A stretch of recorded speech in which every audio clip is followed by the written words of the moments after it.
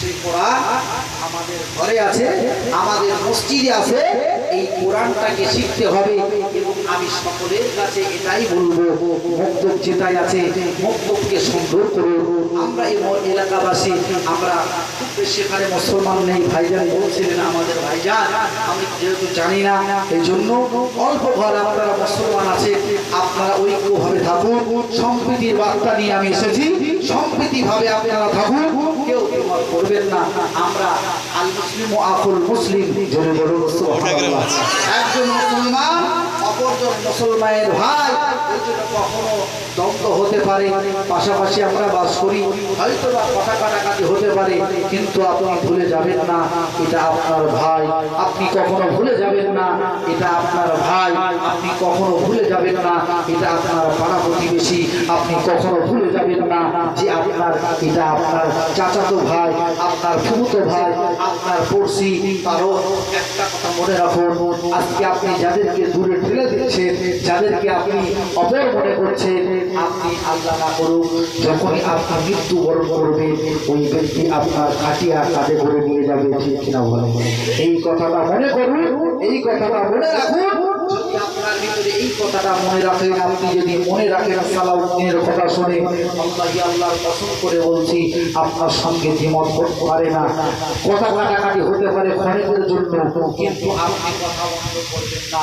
আমার মা বোন যারা এসেছেন আপনাদের কাছে বলবো, জায়গায় ঝামেলা করবেন না, বলে বলে ঝামেলা করবেন না। শ্বশুর শাশুড়ির সাথে ভালো ব্যবহার করবেন, সেবা করবে, শ্বশুর শাশুড়িদেরকে একটু সেবা করবে।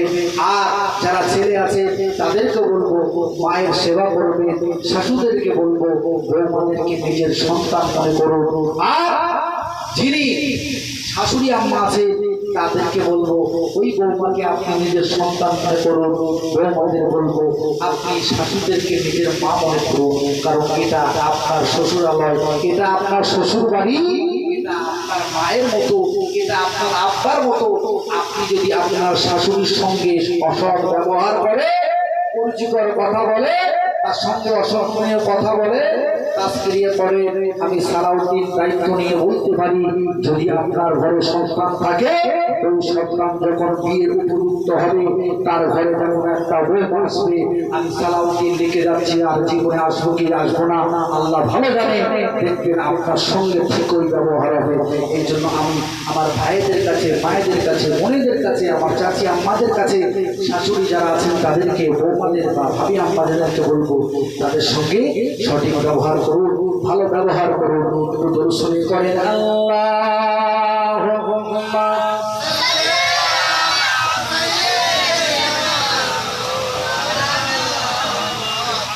وعلى آل سيدنا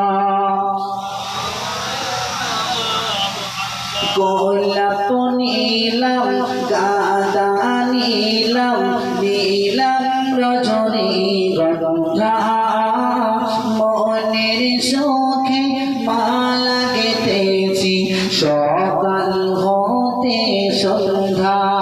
গোলাপ নীলাম, গাঁদা নীলাম, নীলাম রজনীগন্ধা, মনের সুখে মালা গেঁথেছি সকাল হতে সন্ধ্যা। একবার দেখা দাও যদি ও কামলিওয়ালা, একবার দেখা দাও যদি স্বপ্নে রাতি বেলা, হাসি মুখে পরাব তোমায় হাজারো ফুলের মালা, সুযোগ পেলে পরাব তোমায় হাজারো ফুলের মালা। বলো ইয়া রাসূলুল্লাহ, ইয়া হাবিবাল্লাহ, বলো ইয়া রাসূলুল্লাহ, ইয়া হাবিবাল্লাহ।